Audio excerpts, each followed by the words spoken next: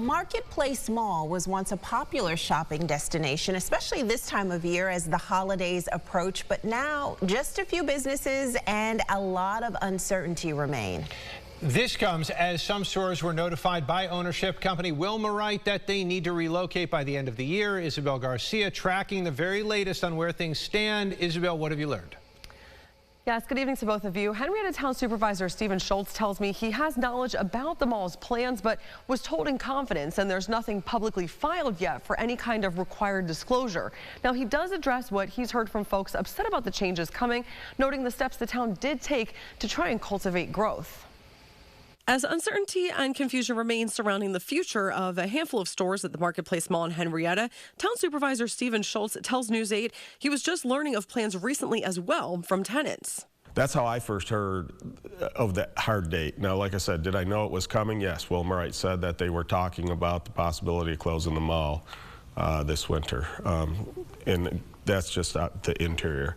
So the places like JCPenney's and Floor & Decor and so on, Dave & Buster's, those will all stay open. Along with rezoning the area to allow for URMC to operate within and other steps taken to try and spur growth at the mall, Schultz weighs in on some of the criticisms he's heard from residents. One of the things that's been a little frustrating is that there's people saying, you know, the town should have stopped this. One person said the town, when new businesses want to come in, we should have forced them to the mall. Well, we legally can't do that, right? They said, well, you should give incentives. Well, we did, right? We can't give tax breaks directly, but we worked with Comida, and every year we lowered their pilot amount. Among economic trends, especially post-COVID pandemic of malls closing down across the country, Schultz also describes the overarching impact of the tax revenue amid the property's declining value. I think in 2018, the mall value was over $80 million, and now it's less than $20 million. So that $60 million in valuation, fortunately there's been a lot of other growth in the town, but essentially that burden gets picked up by all the other taxpayers. And News 8 was able to independently confirm today JCPenney's at the mall will be staying open.